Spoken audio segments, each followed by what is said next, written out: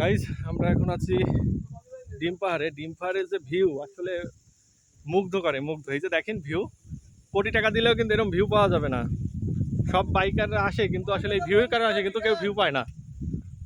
এসে কোটি টাকা দিলে এরকম ভিউ পাওয়া যাবে না। ভাই কোটি টাকা দিলেও কি ভিউ পাওয়া যাবে?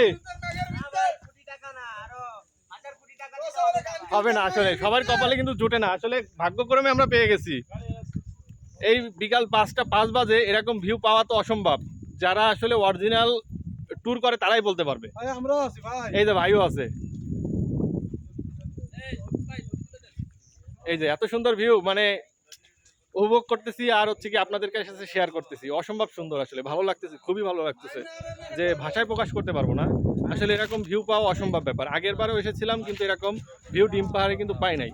আসলে কি বলবো, একটু আগে 10 মিনিট আগেও কিন্তু আমরা গরমের ভিতরে ছিলাম, অনেক গরম লাগতেছিল, কিন্তু এখন গাটা একদম ঠান্ডা হয়ে গিয়েছে, মানে পড়াটা একদম জুড়িয়ে গেছে।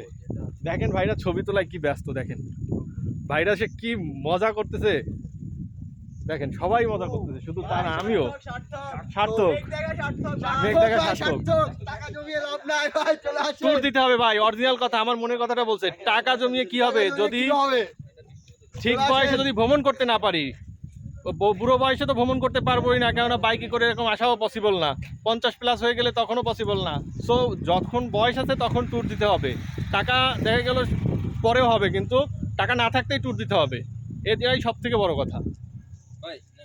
সো তাহলে ভিউয়ার্স, আপনারা দেখতে পারলেন যে কি পরিমাণ আসলে মেঘ। এই কিন্তু সব মেঘ, কেউ কুয়াশা পেবে না, কিন্তু সব মেঘ, মেঘের উপরে দিয়ে আমরা আছি এখন। অসম্ভব সুন্দর। আসলে আমরা ডিম পাহাড়ে উঠছি, কিন্তু ডিম পাহাড়ে যে খাড়াগুলো আছে সেগুলো যদি আপনারা দেখতেন তাহলে আপনাদের বুক চিনচিন করত। আমি কিন্তু আগে একবার এসেছি, ঠিক আছে। সো তাহলে বিদায় নিচ্ছি, সাথে থাকবেন, আর সুন্দর সুন্দর ভিডিও দেখার জন্য চ্যানেলটি সাবস্ক্রাইব করে রাখবেন।